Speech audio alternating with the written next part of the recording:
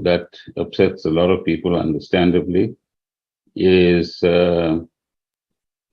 necessary in order, firstly, to replenish the diesel supplies at various OCGTs, but secondly, to also ensure that dams, which play an important role in providing quite a few thousand megawatts, also full and replenished as well, so that when required, they can play their rightful role. So that is part of the announcement that the President made on the 25th of July, where in the first instance, Eskom was required to bring on board as many megawatts as possible through better maintenance and better operations at their power stations. Regrettably, I'm informed by management that there are still active efforts to disrupt operations at some of the power stations. And at some of the power stations, there's a deliberate climate of resistance to better performance, to making sure that the right kind of operations are undertaken, and even experienced operators appear to deliberately make sure that there's malfunction of key parts of a power station.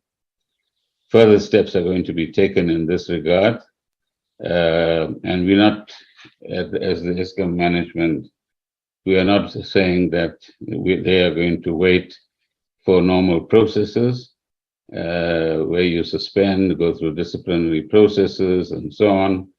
I think the time has come where everyone at Eskom, whether they are at the management level or whether they are on the operational floor, that what they do and what they don't do, and the level of application that they demonstrate in making sure that these plants work properly, and that where they have to be taken off, they return quickly, and that the correct operational procedures are applied, makes a huge difference to the economy, to investment in South Africa, and to ensuring that there's greater confidence in the economy and in the country as well.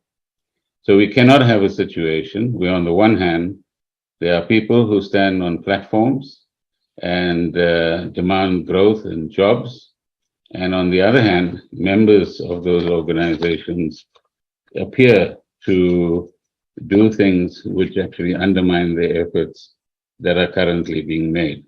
So part of the responsibility that the new board has is to look into these matters, to understand what the root causes are, and there are many reports now as to what the root causes are, but to also ensure that there is the appropriate level of discipline and productivity, which will ensure that the country is served much better than it is at the moment in terms of the availability of megawatts.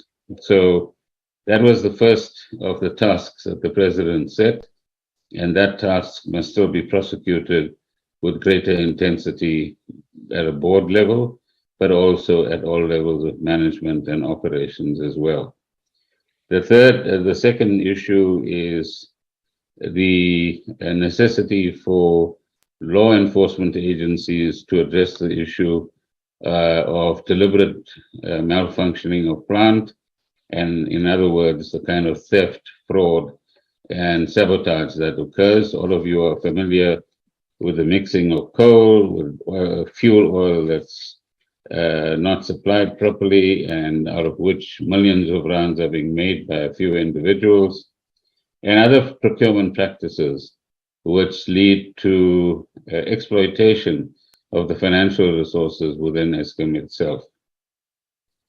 Clearly, some of these issues need to be addressed within the current capability of Eskom, but at the same time, what is important is that the full might of the state needs to be applied in these situations to ensure that these kinds of malcreants don't succeed, but also that the plants return to some level of regular and predictable operations. The third issue is to ensure that more and more megawatts are signed on, whether in the short term through the procurement consent that recently has been given to Eskom to buy megawatts from within the region, but also other surplus megawatts that are available in industry itself. But more importantly, to ensure that investment in various forms of renewables and even gas needs to be intensified so that by this time next year, we have the energy security that the country requires.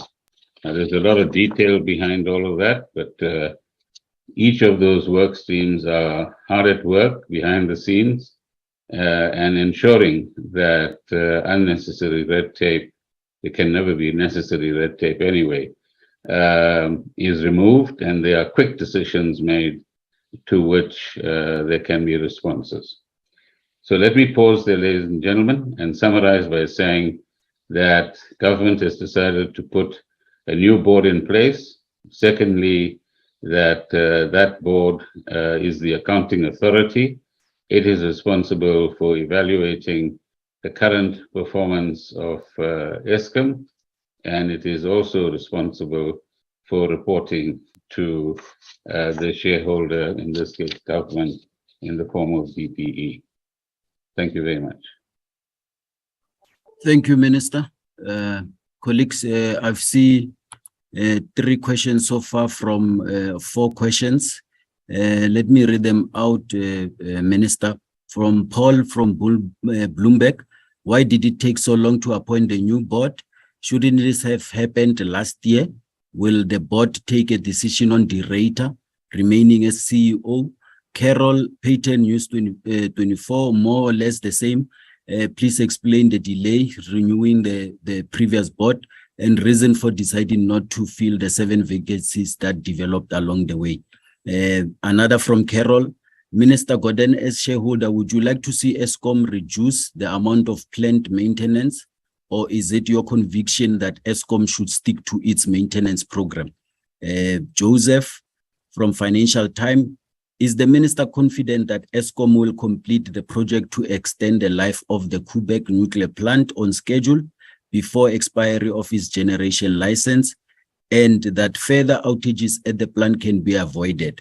Or is the future of Quebec and nuclear power at Eskom in doubt, please? The last question from Miriam Isa. Why do you think there's a deliberate climate of resistance at some of the power station? What is the motive?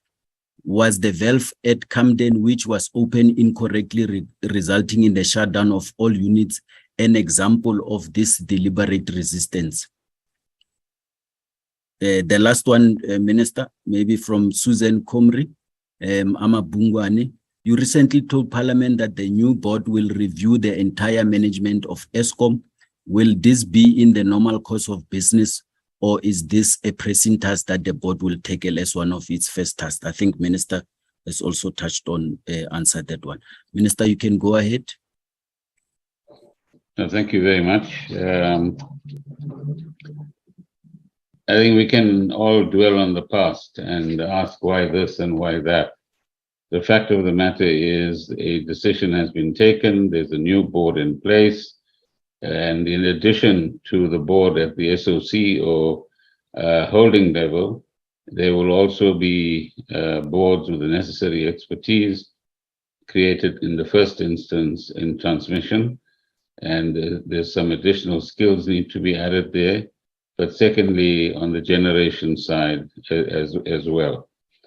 So yes, it has taken a bit of time, but as we've moved through this period, there have been many, many changes in the climate in which Eskom has been operating, particularly from an energy point of view, and the kind of skills that have been required have also changed. So firstly, skills that will enable the transmission company to run better and get off the ground. Secondly, the commitments made in relation to the just energy transition and balancing the decommissioning of certain plant with the necessity of guaranteeing that there's a minimal number of or optimal number of megawatts that are actually available. On the question of planned maintenance, in fact, the planned maintenance of 5,000 odd is a bit low on the low side. So what was critical in this particular instance is whether it is possible to get spare capacity that will enable Eskom to undertake more of the mid-life refurbishments that many experts have now talked about. And we have, if you like, credible independent reports now that this was the major mishap of the last period, particularly during the state capture period.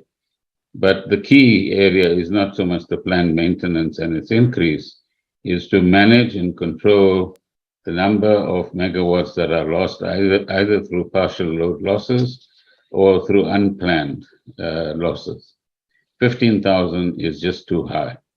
And the board needs to understand why that is the issue at Eskom, and what are the remedial measures that need to be put into place, and whether the current measures are adequate to get to a far more stable supply of electricity as we go forward.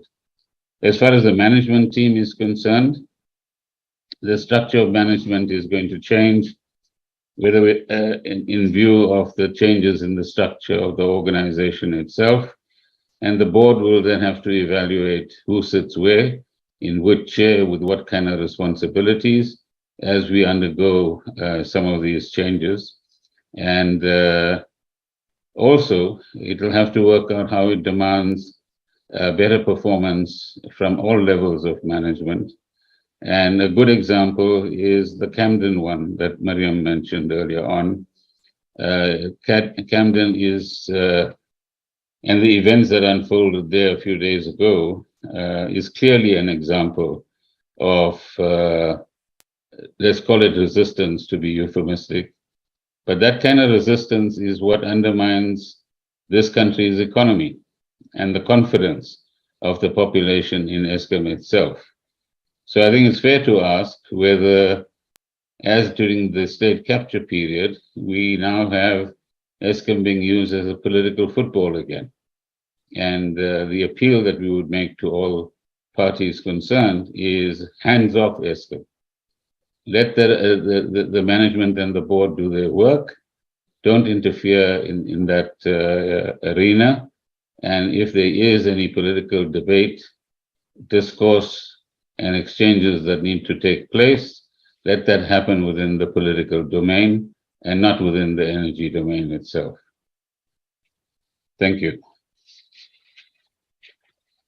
Thanks, Minister. Further questions from the chat box. When will the new board of the National Transmission Company of SA be appointed? That's from Chris Yelland. From Angela Kupula. Have all the new board members signed their contracts, and for what duration so they sit? How many alternatives are there? And Kyle Cohen, News 24. Minister, do you believe replacing the board now will negatively impact the finalization of the annual audits, as well as intensive processes underway to unbundle Eskom into separate entities? Secondly, this week your department said an announcement will be made with regards to the board of the National Transmission Company. What is delaying the approval of this board? Same question as Chris Kopanogumbi from Reuters. Is the mandate of the new board any different from the previous one? Are there specific timelines in which they should achieve the desired outcomes? Minister has some touched on the mandate of the new board. When will the new board, same thing from Terence Creamer, could the minister outline the various stages involved in appointing an SOC board member in general and an Eskom board member in particular, whether one of these stages includes consideration by the ANC Deployment Committee? Let me take the last one from Carol again. Minister, will you set a target for the energy availability factor that you would like the board to oversee, and what would it be? Minister, should I take more, or you can answer those? No, carry on. Yeah, from Ray Mashaka from Daily Maverick. Most of the new board members are qualified chartered accountants. Few directors on the new board have engineering or electricity delivery skills. Should we infer that it was difficult to convince skilled and experienced engineers to accept an invitation to join the board? Joseph says he's not sure whether the Quebec question was not answered. Maybe Minister can come back, touch on it again. Did Minister encounter any resistance from potential candidates to the Eskom board, given the reputational risk involved? So Antoinette Slabet, more or less the question that was raised before about the Eskom energy availability factor, whether it will be included in the shareholder compact. Thanks, Minister.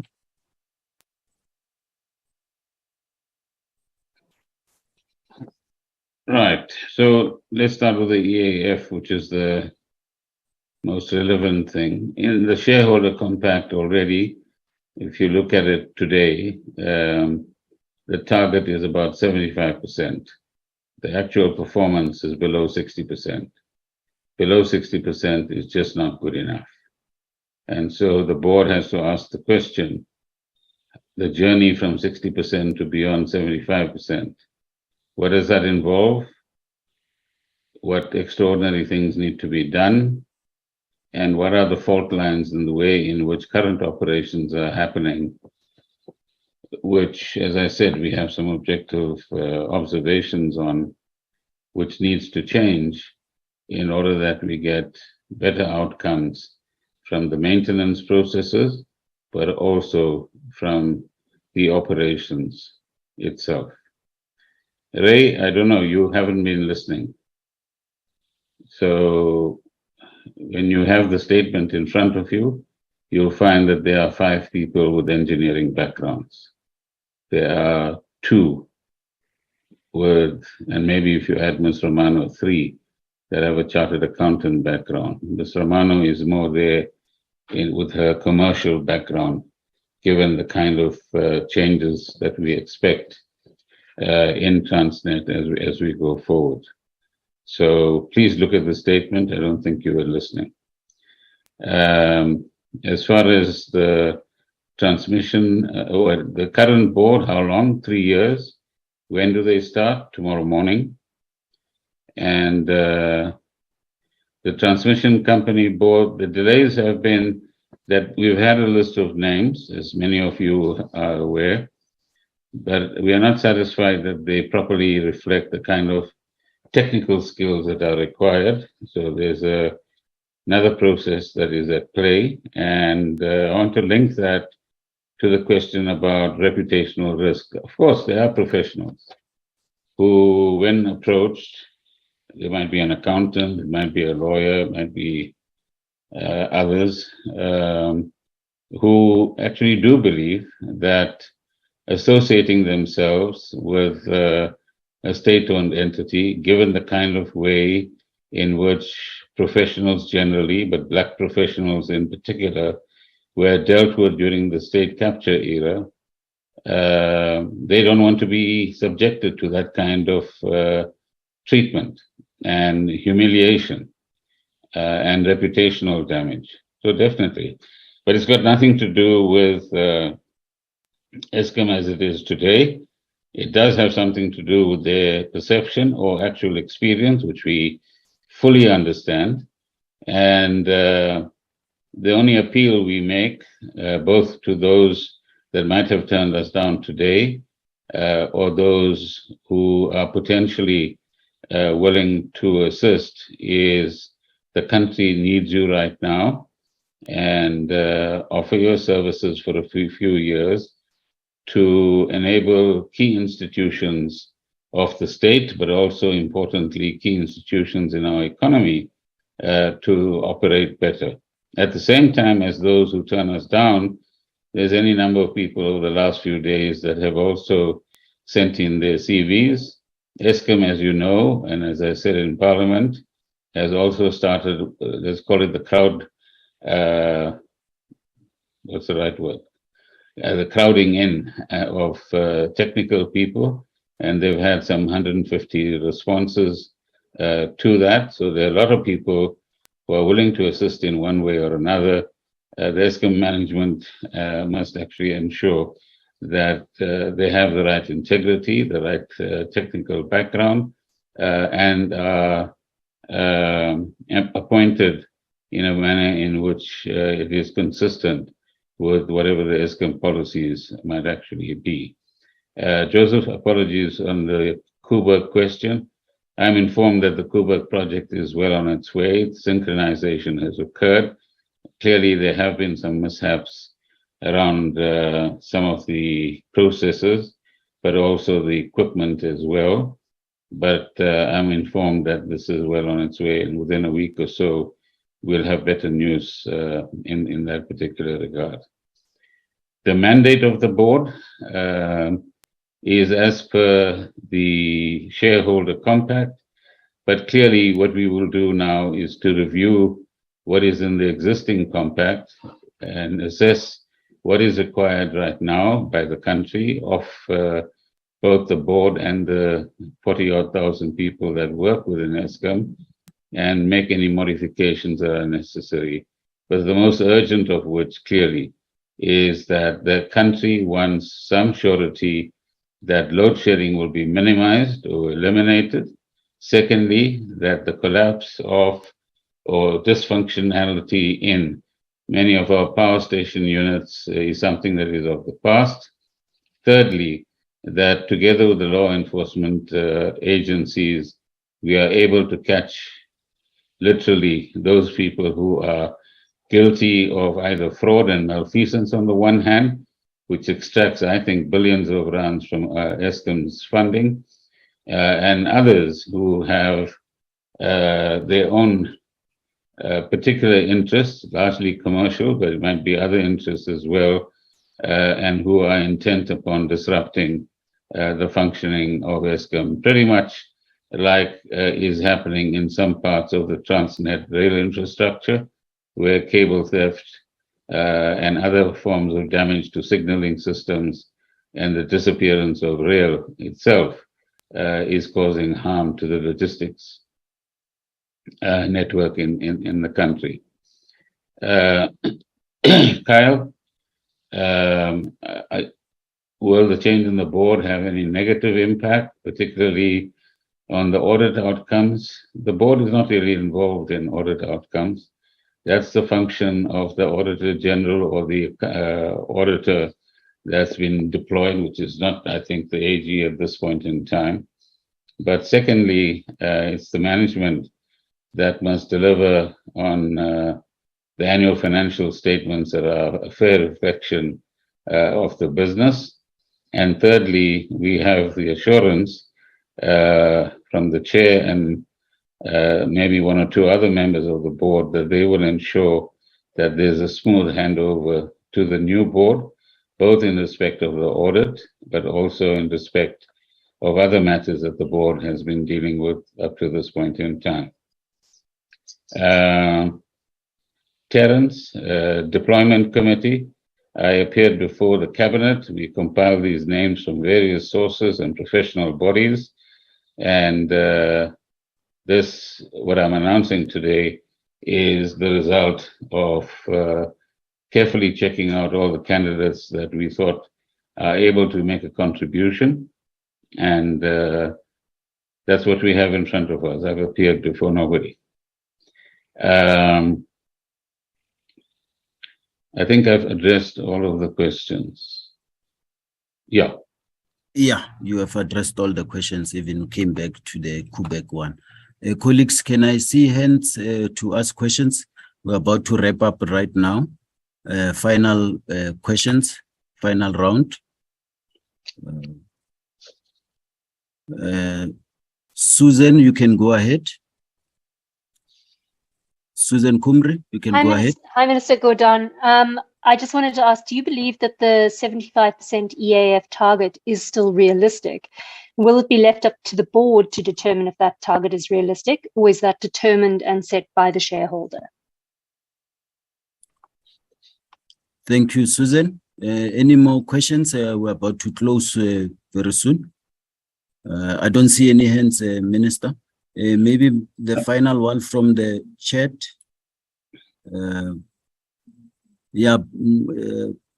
Kyle, again, why does government continue to insist that the EAF should be prioritized? Minister, you said that 5,000 megawatts of plant maintenance is on the lower end, but in driving higher plant maintenance, EAF will also be lower. Is asking for a higher EAF not simply a political instruction to keep the lights on despite this causing more unreliability in the future, as is the case now? Thanks. Kyle, sometimes I just wonder where you go with your questions and the way you write your stuff. Let me be frank with you on this platform. EAF is a reflection of the number of megawatts that each unit and each power station and each power producing entity delivers on in terms of what the country requires. What's the point in having EAF at 40% and then saying, now the plant is safe, we're not pushing it? This is not about any political instruction. This is about what the country needs. And if the country needs that, number one, and if experts tell me and others that it is possible to get there, then every effort must be made in an honest endeavor to reach as close to 75% or whatever as is possible, which links to Susan's question. Normally, shareholder compacts are not just imposed. There's also arm wrestling and debates and discussions about what is realistically possible. But the job of a shareholder is not to accept at face value the lowest common denominator. If it is possible to get more megawatts out of a system by doing maintenance better, or having better qualified staff, or by putting the academy right so that operators are more competent, by ensuring that disruptions of the kind that you saw at Camden this week doesn't repeat itself, then clearly both the board and the management and the shareholder have a responsibility to this country to ensure that the optimal is done. And that's all this is about. This is not going back to the past and keeping the lights on and so on. It's about ensuring in the most reasonable possible way with a stretch target. There's no point in having targets that have no stretch in them. Ask any business person and they'll tell you that. You don't set the minimum target and say, produce that to your staff. You set a stretch target and then you reward them if the rewards are possible and necessary at a particular point in time. So in the world I come from, you've got to raise the bar, but in a reasonable way, but also make the changes that are necessary at a simple operational level. Forget about anything else. That will enable Eskom to proudly stand on its 2 feet again and say we are amongst the better utilities as it was in the early 2000s in the world. And that's the ambition that we want the country and the staff of Eskom to share. And with the right kind of effort, we are told we can get there over a period of time. The question is how much of time and how much of damage do you want to do by not having these stretch targets in place? And we want to minimize the damage, ensure that the optimal amount of megawatts are available so that we can sooner rather than later get to energy security in this country. Ladies and gentlemen, thank you very much for joining us this afternoon, and thanks for your patience and questions. Thank you, colleagues. Thank you very much, Minister. until we meet again. Thank you. Bye-bye. Thank you, Masbatine. Masbat. Hi, Richard. Thank you. Colleagues. I think that went well. Yeah. Okay. We'll talk outside of this. Thank you so much. Bye-bye. Okay, bye.